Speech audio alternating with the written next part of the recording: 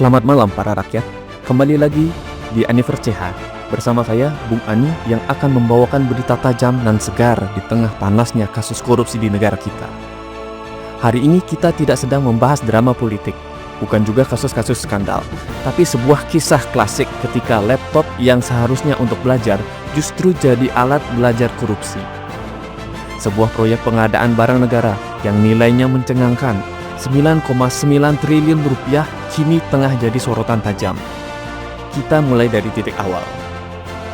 Tahun 2021, program pemerintah melalui Kemendikbudristek mengulirkan rencana pengadaan 240.000 unit laptop untuk sekolah-sekolah di seluruh Indonesia dengan sistem operasi yang sudah ditentukan dari pemerintah, yaitu Chromebook. Nilai proyek kala itu diperkirakan mencapai 2,4 triliun rupiah dan menuai berbagai kritik dari publik, termasuk dari salah satu konten kreator teknologi yang terbesar di Indonesia, David Gadgetin. Dalam videonya, David secara terbuka mempertanyakan kenapa laptop berspesifikasi rendah dengan RAM 4GB, penyimpanan 32GB, layar 11 inch, dan Chrome OS sebagai sistem operasinya bisa dihargai hingga 10 juta per unit. Di pasaran umum, laptop dengan spesifikasi sejenis ini hanya berkisaran 4-5 juta.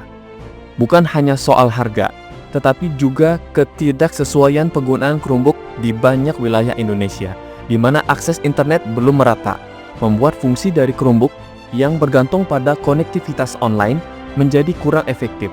Efisiensi anggaran pun dipertanyakan. Waktu berlalu, namun sorotan publik tidak mereda. Kini di tahun 2025, Kejaksaan Agung RI resmi membuka penyelidikan terkait dugaan tindak pidana korupsi dalam proyek pengadaan Chromebook yang lebih luas, dengan nilai yang fantastis, yaitu 9,9 triliun rupiah. Terjadi antara tahun 2019 sampai 2023. Anggaran proyek ini terbagi menjadi dua, yaitu sekitar 3,5 triliun melalui belanja langsung kementerian dan 6,3 triliun melalui dana alokasi khusus atau DAK yang disalurkan ke pemerintah daerah. Modus yang sedang diselidiki antara lain persekongkolan dalam proses pengadaan, serta dugaan bahwa spesifikasi awal yang semula berbasis Windows sengaja dirubah ke Chrome OS. Kepala Pusat Penerangan Hukum Kejagung, Harli Siregar, menjelaskan bahwa pada tahun 2019 telah dilakukan uji coba terhadap 1.000 unit Chromebook. Namun, hasilnya tidak efektif karena keterbatasan infrastruktur internet di Indonesia. Meskipun demikian, Kemendikbudristek tetap melanjutkan pengadaan dengan spesifikasi Chromebook. Harli menyatakan bahwa tim teknis diarahkan untuk membuat kajian teknis baru yang mendukung penggunaan Chromebook. Meskipun sebelumnya telah direkomendasikan untuk penggunaan sistem operasi Windows. Dalam proses penyelidikan, Kejagung telah memeriksa 28 saksi termasuk 2 mantan staf khusus ex-Kemendikbudristek berinisial FH dan JT.